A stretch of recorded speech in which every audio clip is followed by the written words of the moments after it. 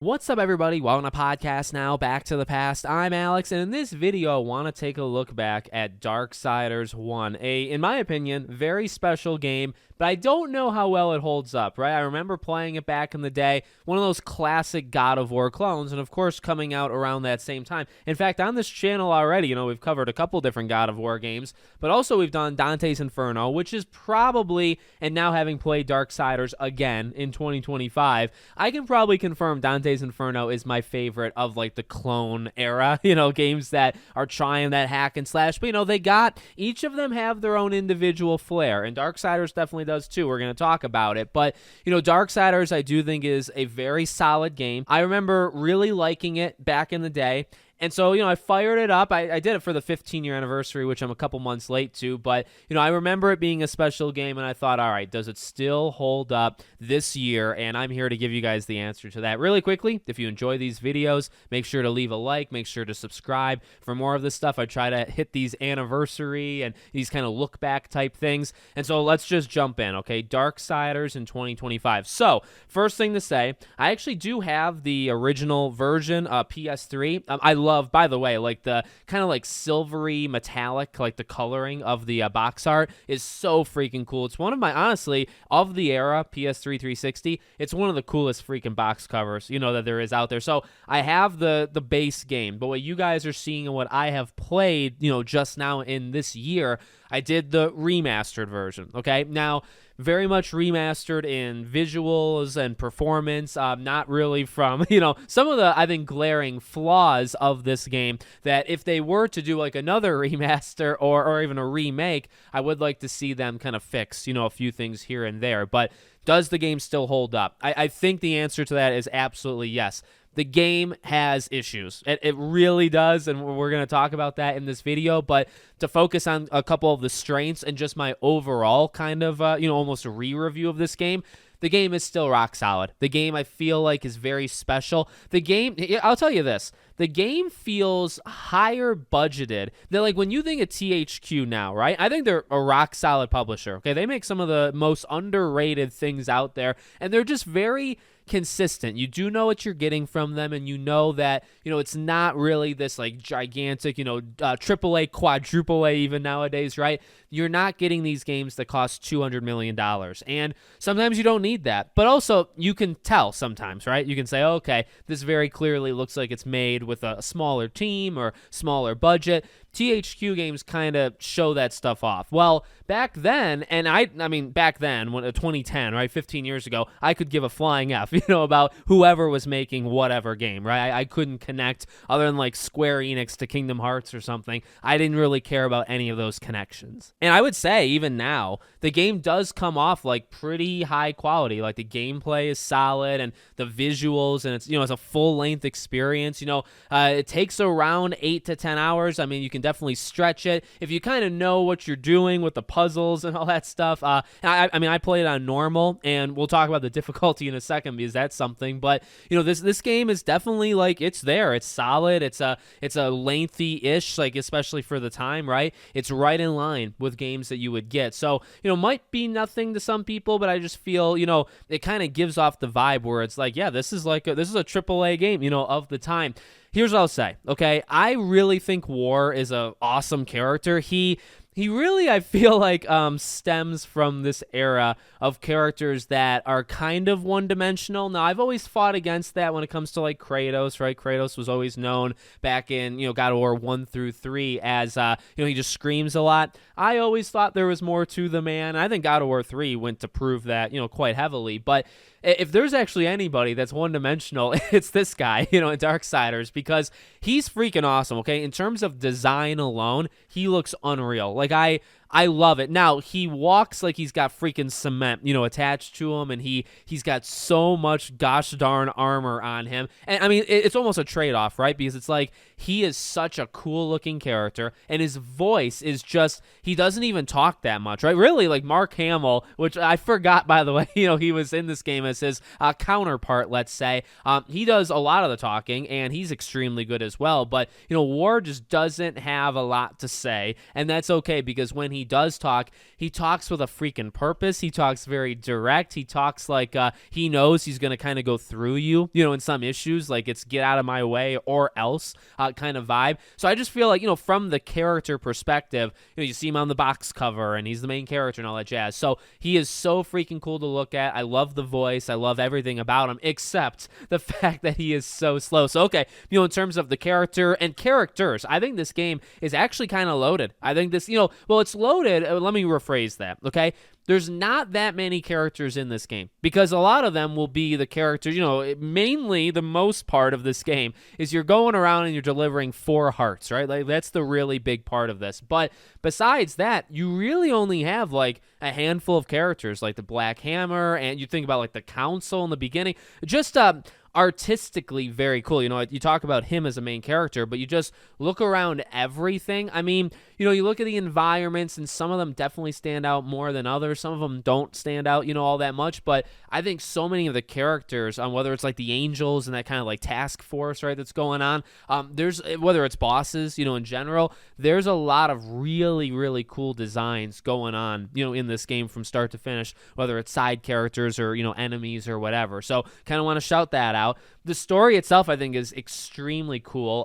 Pretty much, told pretty straightforward. There's definitely that mystery element. I think this idea of deceit and like why he was summoned in the first, and like, I mean, literally, it actually opens on like you don't really understand it, right? You kind of get the general idea where there's these seals, right? There's 7 of them, and they all have to be broken in order for the horseman to be summoned, and he's summoned, and he was summoned like wrongfully, right? And he's to blame for it. Like, why were you there? Why did you do all this? You caused this. And he's like, well, I was summoned. And again, he's so like straightforward and so like little words, right? It's like he can't really argue his case in the beginning. It's like, well, what do you want me to do? I was there. Like, obviously, I was brought there for a reason, and you're telling me that I was like falsely summoned, but it's also my fault, and so now I'm in prison. My wrist or my freaking one of my entire hands, which is the size of somebody's entire body,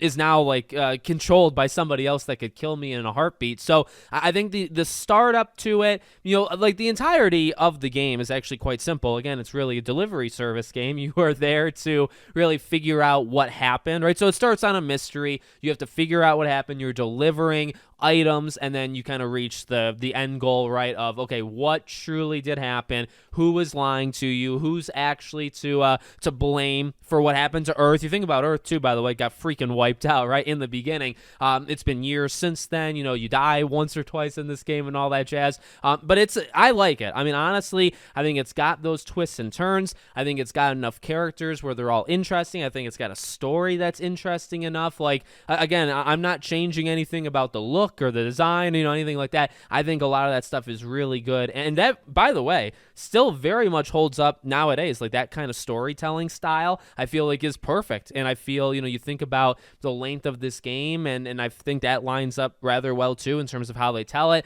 There's a lot of cutscenes. The cutscenes look awesome. Now again, you got the remaster kind of helping it out a little bit, but I remember in my head, this game looking rather good, in the beginning or in the first time I played it as well.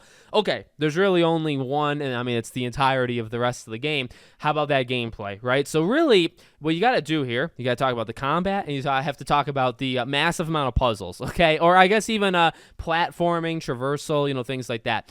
So the combat, okay, this is where it just gets mixed. Let me say that up front, right? Like visual style, themes, story, characters, premise, all that jazz. Very good. Like still holds up, still is freaking awesome, and held up back then. Made it, I believe, one of the better God of War clones. Okay, now again, playing these games kind of almost back to back. Like I played Dante's Inferno a few months ago. I do like Dante's Inferno more. I think that game is just a very overall, like it's a well-rounded game. This is not a well-rounded game. Okay, this is a game that excels and it also kind of struggles, I think, at other stuff. So let's talk about those struggles.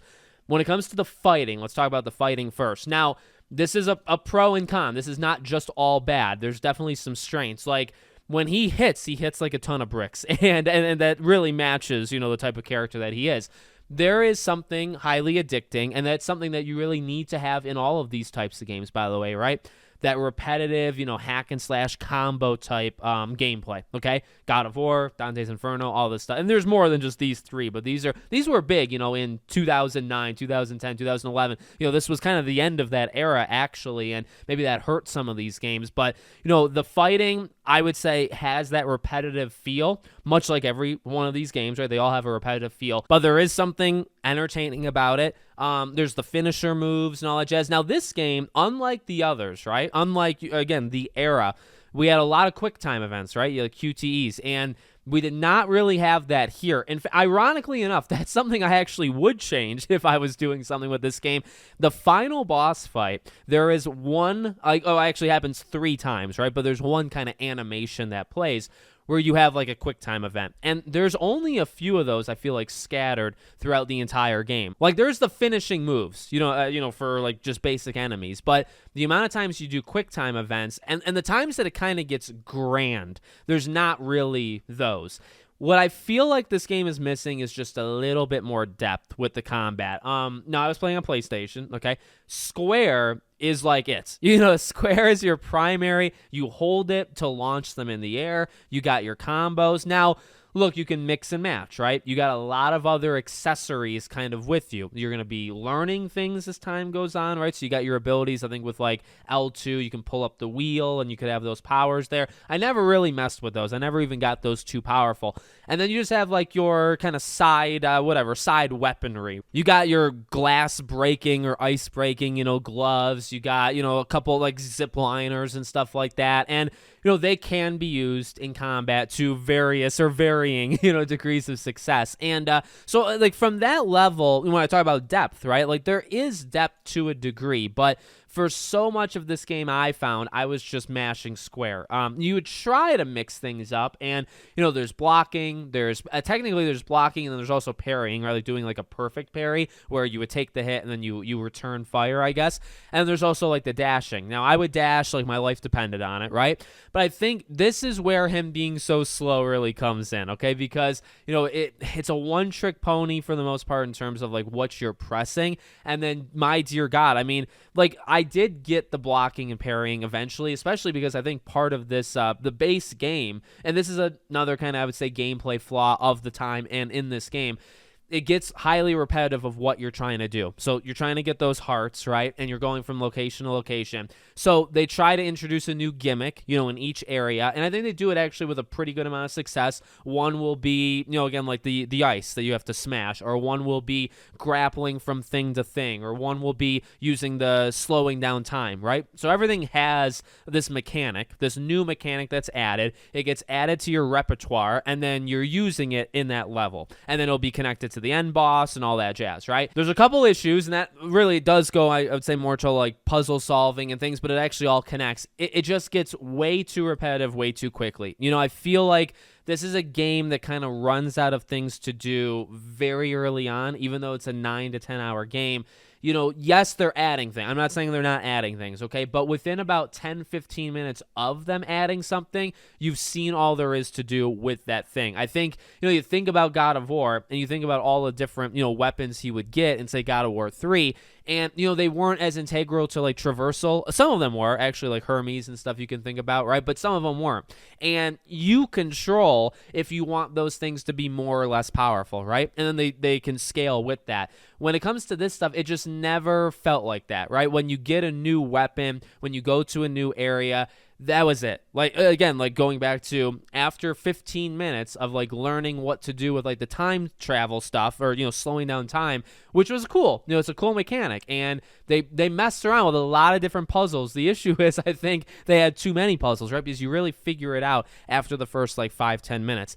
And that's how it felt like for the entire game. So when it came to combat, he's just a freaking rock, and like the heaviness that he has does make it rather difficult, I would say, to parry, because and I think it's very finicky too, because you want to dash, he wants to dash, but you actually have to be pressing no other button. Press R1, and then he'll take the hit, right, and do like the perfect parry thing.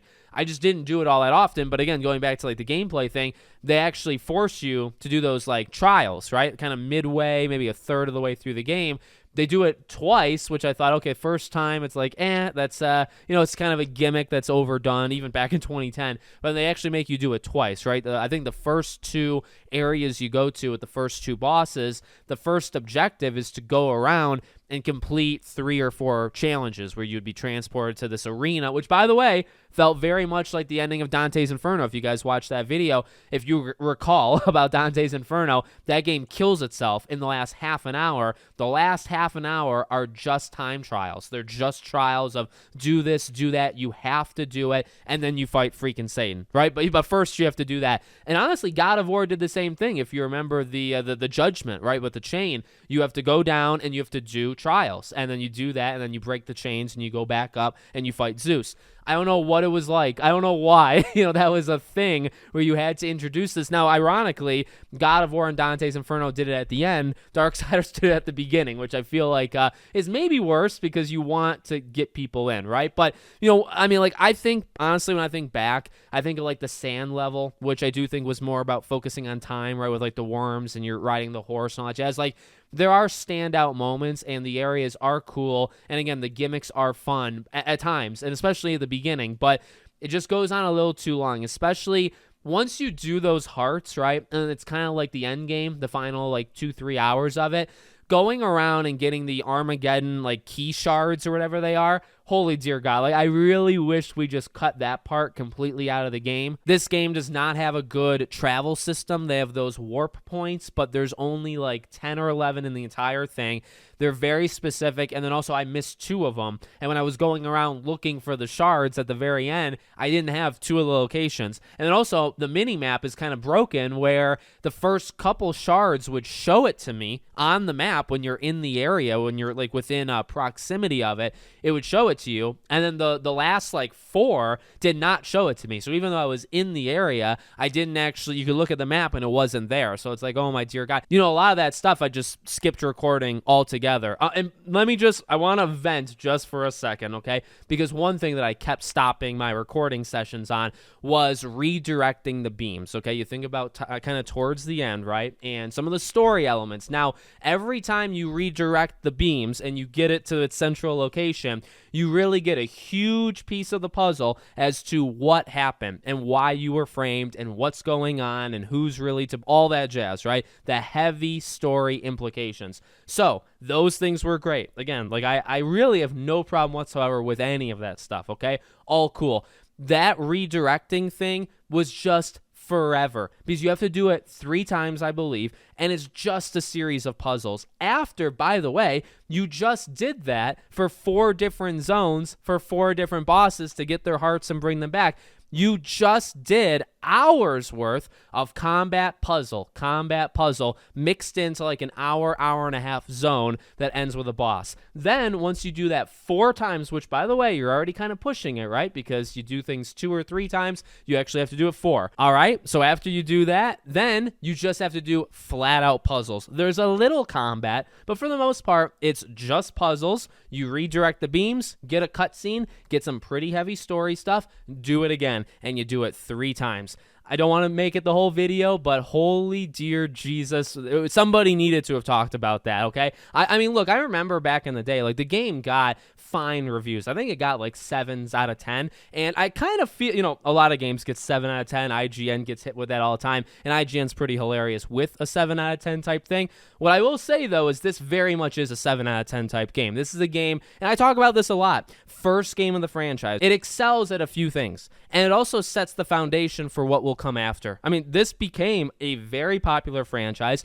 a franchise, by the way, that's still going. We got prequels in different genres of video games. We got the sequels of 2 and 3, and by the way, we are literally getting a 4, and I think they're all extremely solid. One actually kind of stands out as my favorite of them, just in general, and that's okay. That's something I kind of want to stress here, in case you're mad at me about a re-review of a game that's 15 years old, but I really do believe this is a classic 7 out of 10 game, because it does some things extremely well, lays the foundation for what's going to be a rock solid franchise that literally is still going 15 years later from a kind of double A-ish publisher and developer, right? This is not this massive thing. So you got to give a lot of respect to that, and I do. I give tons of respect.